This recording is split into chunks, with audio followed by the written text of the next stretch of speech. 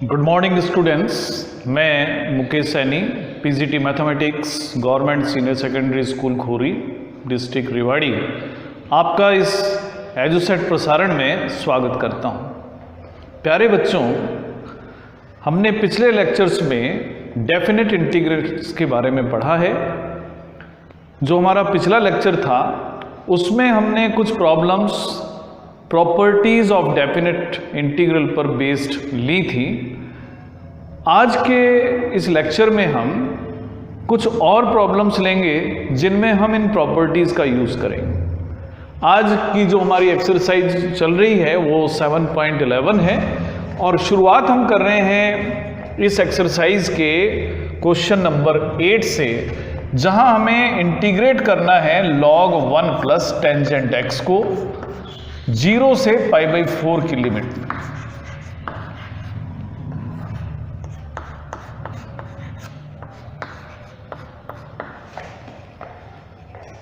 इसको इंटीग्रेट करने के लिए हम जो प्रॉपर्टी यूज करते हैं, कल हमने पढ़ा था 0 से a fx का इंटीग्रेशन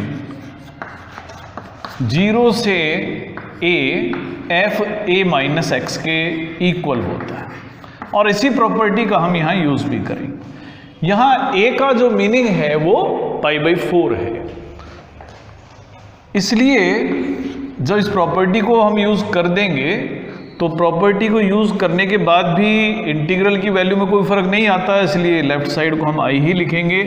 राइट साइड में हम लिख सकते हैं, जहाँ भी हम x देखें फंक्शन में, वहाँ हम π/4 माइनस एक्स का इस्तेमाल कर लेते हैं। इंटीग्रेशन हमें x के रेस्पेक्ट में ही करना है। इसको हम सॉल्व करते हैं। अब टेंजेंट π/4 माइनस एक्स को हम लिख सकते हैं 1 minus tangent x upon 1 plus tangent x। इसको सिंप्लीफिकेशन करने के लिए एलसीएम लेते हैं और इसको लिख देते हैं log, आप एलसीएम लेंगे 1 प्लस टेंजेंट x, तो हमें मिलेगा 1 plus tangent x plus 1 minus tangent x,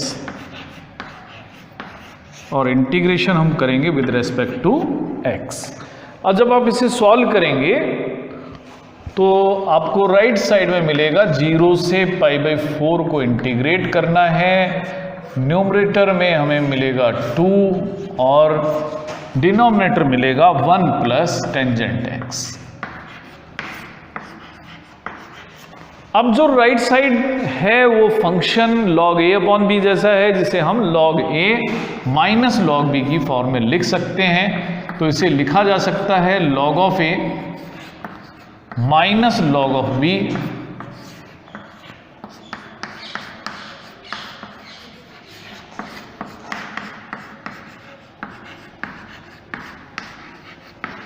और ये है i के इक्वल। log 2 कांस्टेंट है, आपको सिर्फ इंटीग्रेशन करना है x का ही, 1 का लिमिट होगी 0 से π/4, और ये जो log 1 प्लस टेंजेंट x है जिसकी लिमिट 0 से π/4 है, ये वही फंक्शन है जिसे हमने शुरू किया था, यानी ये i ही लिखा जा सकता है।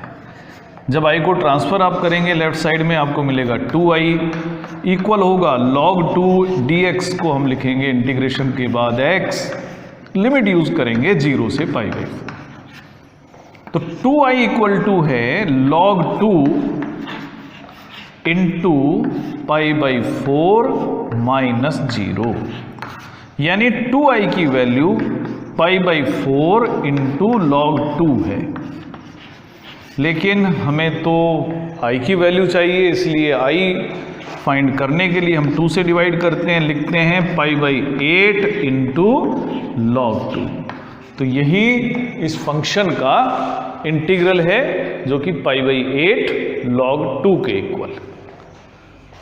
अब जो अगली प्रॉब्लम हम ले रहे हैं ये 10th प्रॉब्लम है, और 10th प्रॉब्लम है 2 log sin x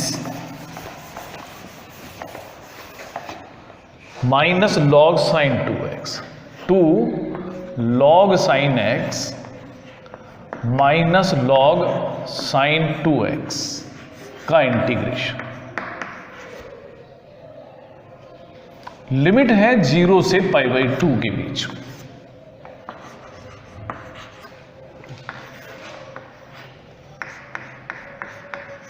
इसको हम i नाम दे देते हैं।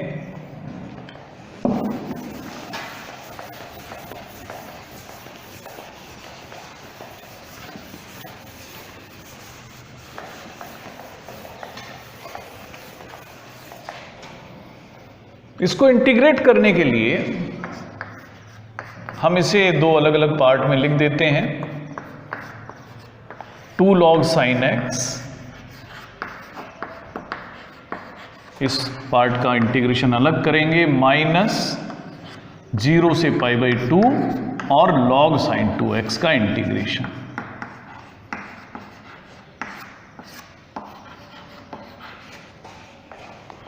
टू कांस्टेंट है इसलिए हम इसे बाहर लिखते हैं। 0 से π/2 log sin x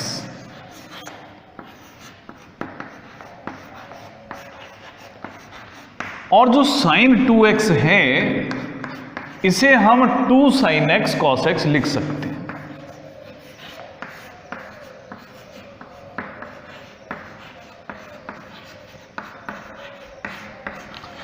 यहां पर 3 फंक्शंस मल्टीप्लाई हो रहे हैं। 3 फंक्शन हैं 2 sin x और cos x, यानी ये log a into b into C की फॉर्म है। और log a into b into C का meaning log a plus log b plus log c होता है। तो इसे हम लिख पाएंगे 2 0 से π/2 log sin x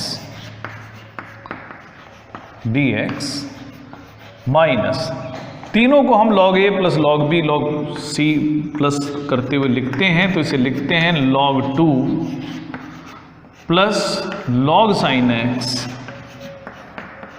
plus log cos x।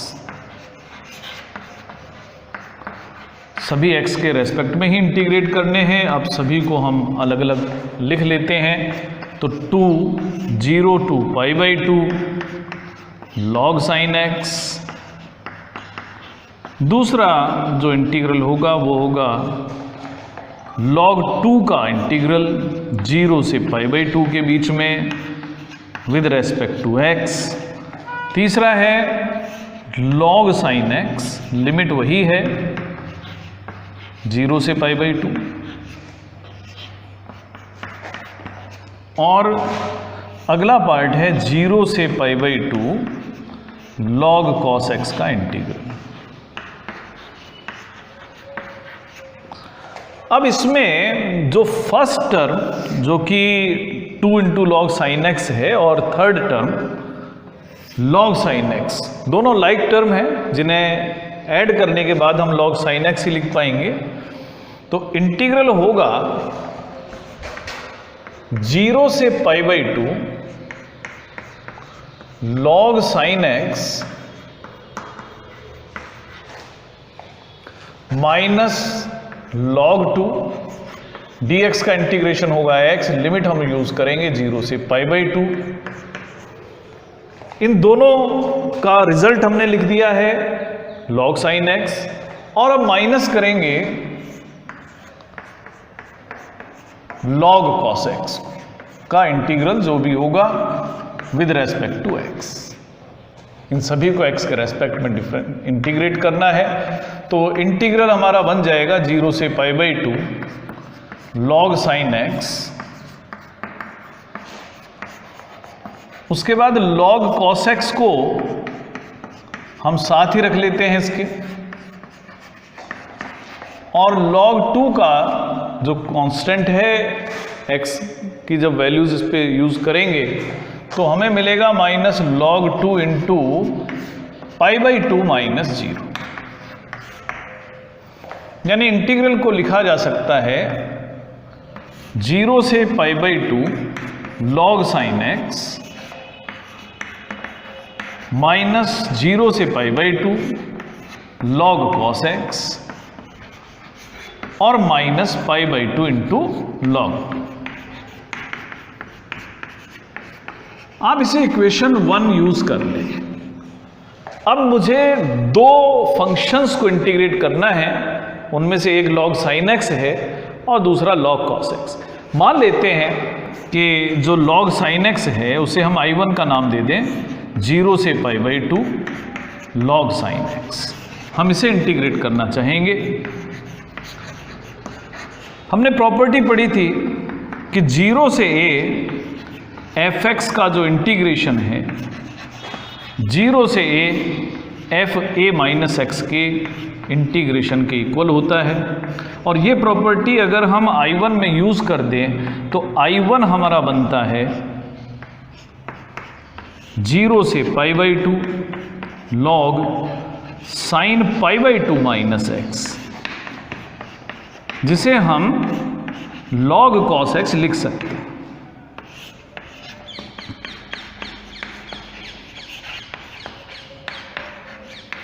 इसे आप इक्वेशन 2 यूज कर लें। अब इक्वेशन 2 से आप ये देख सकते हैं कि जो log sin x का इंटीग्रल है और जो log cos x का इंटीग्रल है दोनों इक्वल ही हैं, क्योंकि I1 की वैल्यू log sin x है और I1 की ही वैल्यू log cos x है, यानी log sin x का और log cos x का इंटीग्रल सेम होता है। इस फैक्ट को हम यूज करते हैं इक्वेशन 1 में, तो इंटीग्रल हमारा बनेगा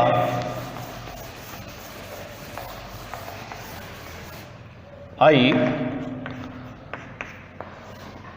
पहला इंटीग्रल था हमारा log sin x और दूसरा इंटीग्रल हमारा log cos x था, लेकिन log cos x का इंटीग्रल इक्वेशन 2 से log sin x ही होता है, तो हम यहां पर भी log sin x का ही इस्तेमाल कर सकते हैं।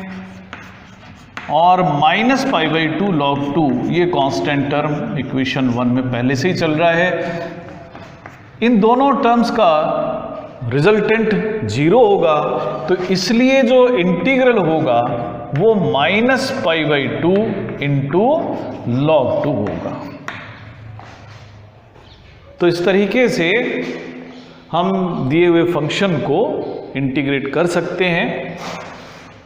थोड़ा क्वेश्चन ये लेंदी ज़रूर है, लेकिन इतना मुश्किल नहीं रहता। आप प्रॉपर्टीज़ को ध्यान रखें और आपने देखा होगा ज़्यादातर जो प्रॉपर्टी हमने यूज़ की है वो integral of 0 to a fx dx equal to 0 to a f a minus x वाली प्रॉपर्टी ही अभी तक हमने यूज़ की है। अब अगला जो प्रॉब्लम हम ले रहे हैं ये 11th प्रॉब्लम है हमारे एक्सरसाइज से। इंटीग्रेट करना है माइनस π/2 से π/2 साइन स्क्वायर एक्स को।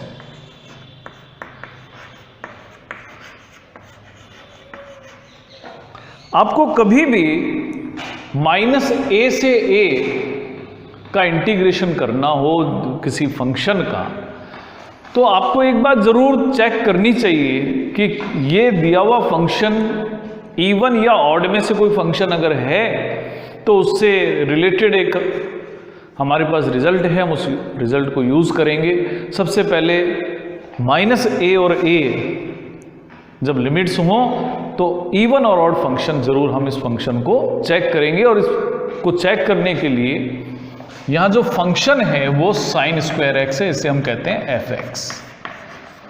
तो इस फंक्शन में x को रिप्लेस करते हैं माइनस एक्स। तो फंक्शन की माइनस एक्स पर वैल्यू अगर हमें फाइंड करनी हो sine square of minus x, यानी साइन स्क्वायर एक्स के इक्वल ही इसकी वैल्यू आएगी।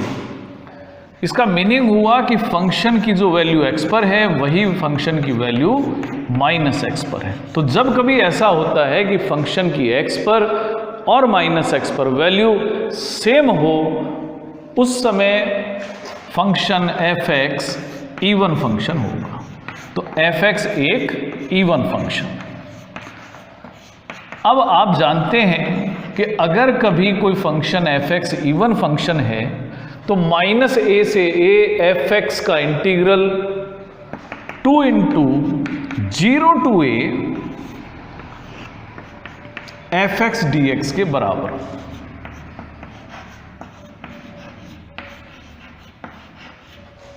ये प्रॉपर्टी हमने कल पढ़ी थी कि माइनस a से a fx का integral 2 into 0 to a fx dx के इक्वल होगा। ये कब होगा? अगर f इवन फंक्शन है तो। If fx is even function, तो इवन फंक्शन होगा तो इस प्रॉपर्टी का यूज करेंगे। तो यानी अब हमें दिए हुए फंक्शन को इंटीग्रेट करने की जगह सिर्फ साइन स्क्वायर एक्स को 0 से a के बीच में इंटीग्रेट करना है। इसे हम इक्वेशन 1 की तरह यूज कर लेते हैं। अब हम इसमें प्रॉपर्टी यूज करते हैं कि अगर कोई फंक्शन 0 से a के बीच में इंटीग्रेट करना है तो उसकी वैल्यू उतनी ही होगी जितना कि एफ ए माइनस एक्स को उसी लिमिट्स के बीच में इंटीग्रेट करने पर होगी। तो यानी दिए हुए फंक्शन को जो इंटीग्रल है उसे हम ऐसे लिख सकते हैं 2 0 से π/2 साइन स्क्वायर π/2 माइनस एक्स। लेकिन साइन स्क्वायर π/2 माइनस एक्स आप जानते हैं कॉस स्क्वायर एक्स होता है, तो आप आई को लिख देंगे कॉस स्क्वायर एक्स।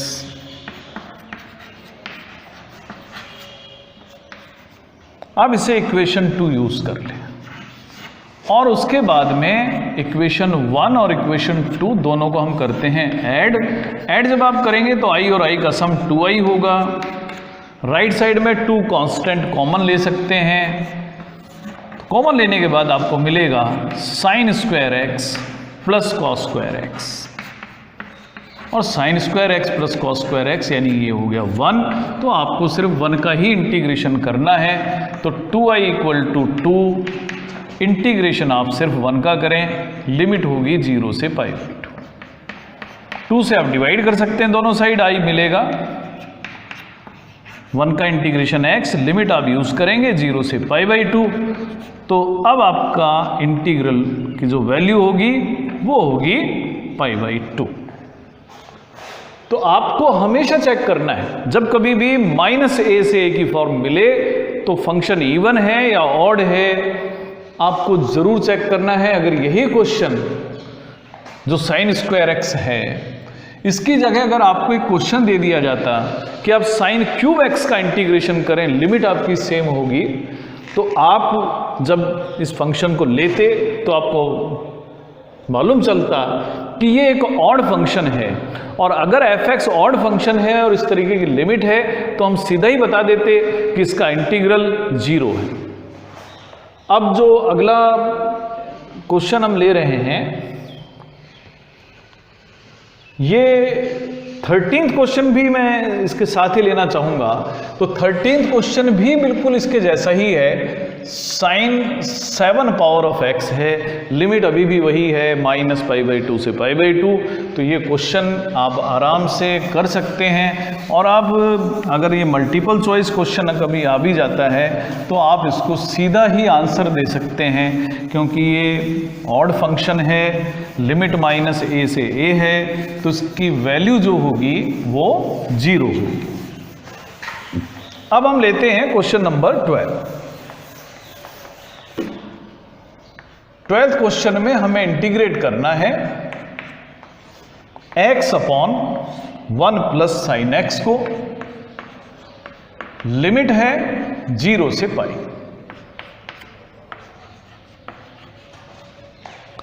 अगर इस क्वेश्चन में न्यूमरेटर में x नहीं होता तो इस क्वेश्चन को हम बड़ी आसानी के साथ कर सकते थे।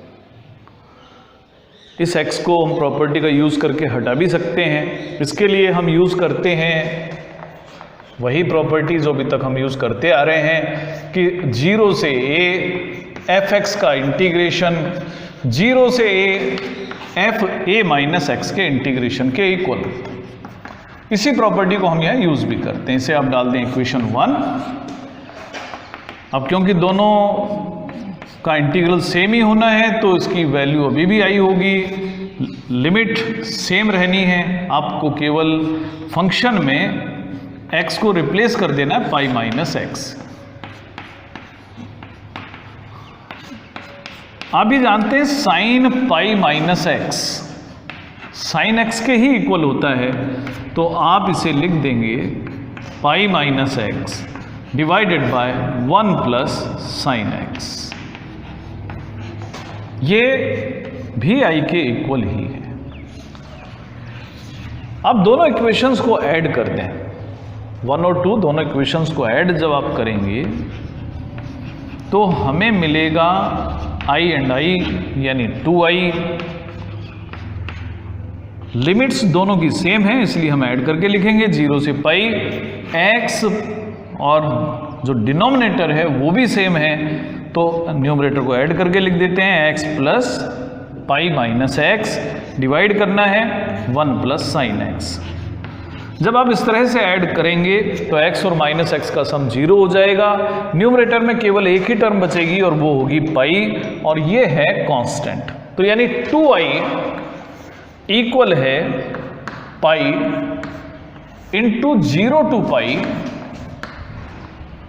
dx over 1 plus sine x.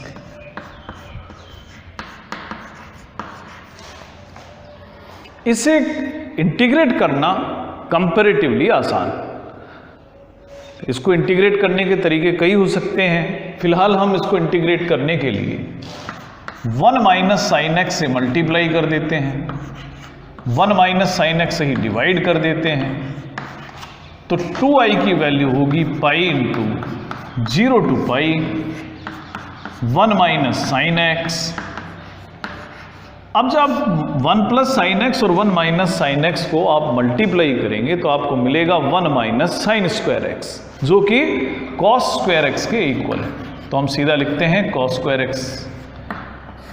Integrate करना है एक्स के रेस्पेक्ट में, तो 2i इक्वल हो गया पाई इंटू 0 टू पाई।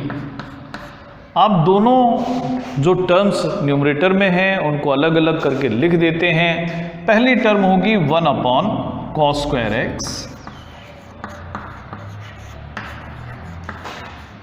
और दूसरी टर्म को हम अलग से फिर लिख देते हैं, पाई को अलग से मल्टीप्लाई करते हुए 0 से pi sine x upon cos square x. 1 upon cos square x का मीनिंग है सीकेंड स्क्वायर एक्स। पाई बाहर है, 0 से pi secant square x dx minus pi into 0 से pi tangent x into secant x. हम इसे सॉल्व करने के बाद लिखते हैं। अब सीकेंड स्क्वायर एक्स का इंटीग्रेशन आप जानते हैं टेंजेंट एक्स होगा। लिमिट हम यूज करेंगे 0 से पाई और इस फंक्शन को हम पाई से मल्टीप्लाई करें। इसी तरह से secant x into tangent x का इंटीग्रेशन सीकेंट एक्स होगा। लिमिट हम यूज करेंगे 0 से पाई। ये 2i की वैल्यू है तो 2i इक्वल होगा pi into tangent pi minus tangent 0 minus pi into secant pi minus secant 0। Tangent पाई भी 0 होता है, टेंजेंट 0 भी 0 होता है, तो पहली टर्म तो हमारी हो जाती है 0। दूसरी टर्म में माइनस पाई इंटू सीकेंट पाई की वैल्यू -1 होती है, सीकेंट 0 की वैल्यू 1 होती है, तो 2i इक्वल टू 2 पाई के इक्वल हो जाता है। लेकिन हमें वैल्यू जो चाहिए वो i की चाहिए, तो इसलिए i होगा पाई।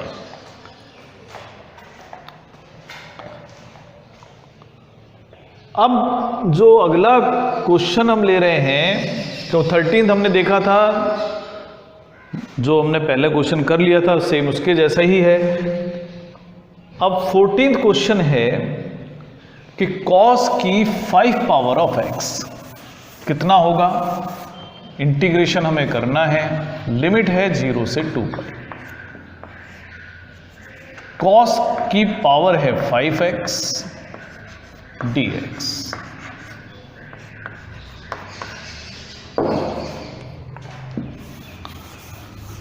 जब हम इंडेफिनेट इंटीग्रेशन पढ़ रहे थे तो उस समय हमने एक फॉर्म पढ़ी थी कि कभी साइन का या ऑड इंटीग्रल पावर हमें मिलता है तो उस केस में हम इनमें से एक पावर अलग कर लेते हैं और बाकी सब को जितनी भी पावर्स होती हैं वो कॉस स्क्वायर या साइन स्क्वायर की पावर की फॉर्म में लिख देते हैं और उसके बाद सब्स्टिट्यूशन मेथड से उस प्रॉब्लम को सॉल्व कर लेते हैं।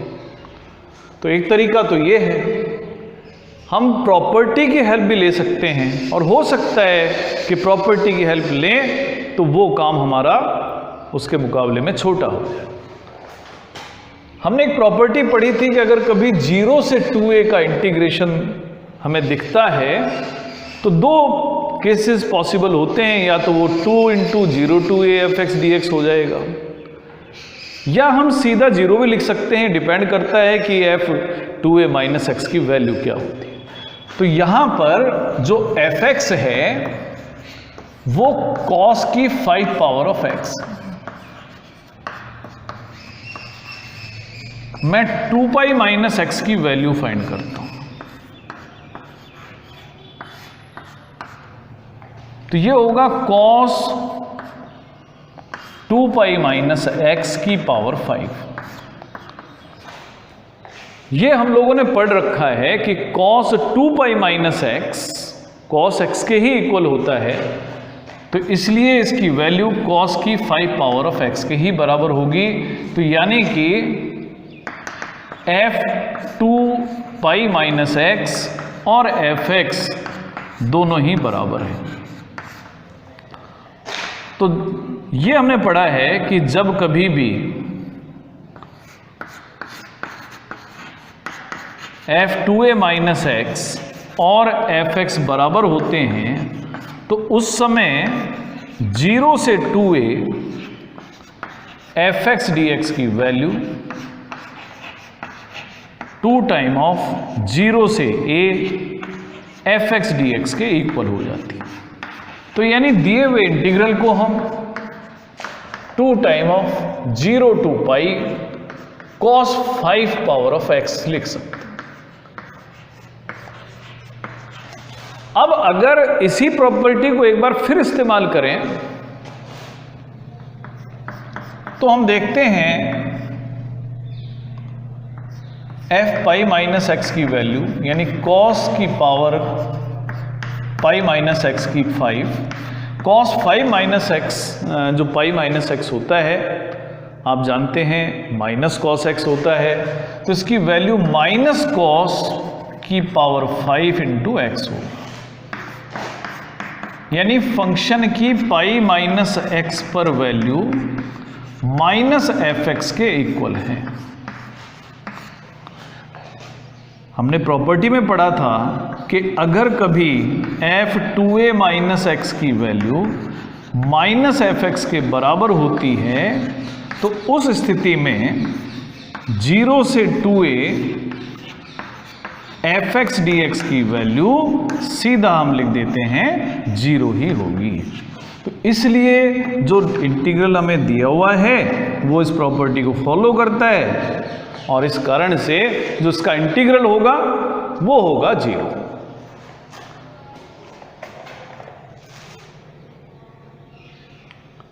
अब मैं एक और छोटा सा क्वेश्चन लेना चाहूंगा, हमारे पास इतना ही समय है, पहले हम 17th प्रॉब्लम को आज लेंगे।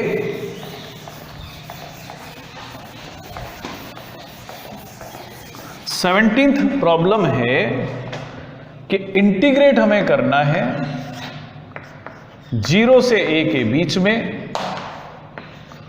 √x upon √a minus x plus √x।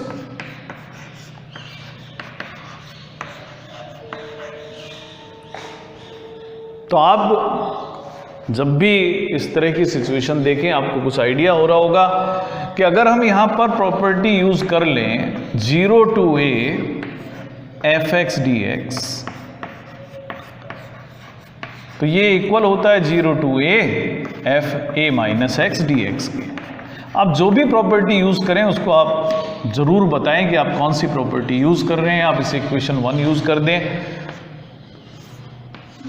Property use करने के बाद में आप x के लिए लिखेंगे a माइनस एक्स, तो ये भी होगा a माइनस एक्स, और a माइनस एक्स को हम लिखेंगे a माइनस एक्स, जिसे आप सॉल्व करने पर पाएंगे कि ये x के इक्वल है।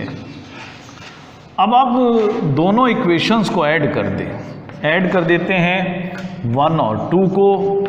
1 और 2 को जब आप ऐड करेंगे तो आपको मिलेगा i एंड i यानी 2i 0 to a।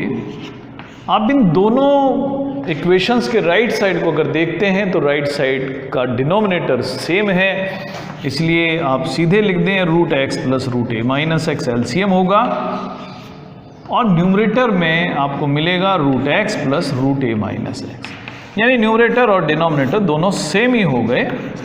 तो यानी 2i इक्वल है 0 to a सिर्फ 1 के बराबर। आपको इंटीग्रेशन करना है 1 का, आपको मिलेगा x, लिमिट होगी 0 से a, ये 2 इंटू आई के इक्वल है। तो 2i लिमिट यूज करने के बाद मिलता है a माइनस 0 जो कि a के बराबर है, तो इंटीग्रल हुआ a/2। अब इसको देखकर बहुत सारे क्वेश्चंस आप बना सकते हैं, आप स्वयं भी बना सकते हैं। जैसे आप खुद करके देख सकते हैं कि 0 से 5 आप लिमिट रखें, root x plus root 5 minus x को इंटीग्रेट कर लें। आपकी प्रोसीडिंग सेम होंगी। तो प्यारे बच्चों, आज हमने बहुत सी प्रॉब्लम्स ली हैं जो डेफिनेट इंटीग्रेशन की प्रॉपर्टीज़ पर बेस्ड थी। आप इस एक्सरसाइज की बाकी प्रॉब्लम्स को भी सॉल्व करने की कोशिश करें। अब जो डिफरेंट टाइप की प्रॉब्लम्स हम इन एक्सरसाइजेज में कवर नहीं कर पाए, इन एक्सरसाइजेज से बची हुई प्रॉब्लम्स को मिसलेनियस प्रॉब्लम्स में शामिल किया गया है। तो मिसलेनियस प्रॉब्लम्स की प्रॉब्लम्स के साथ में हम अगले लेक्चर में फिर मिलेंगे। आज के लिए इतना ही, धन्यवाद।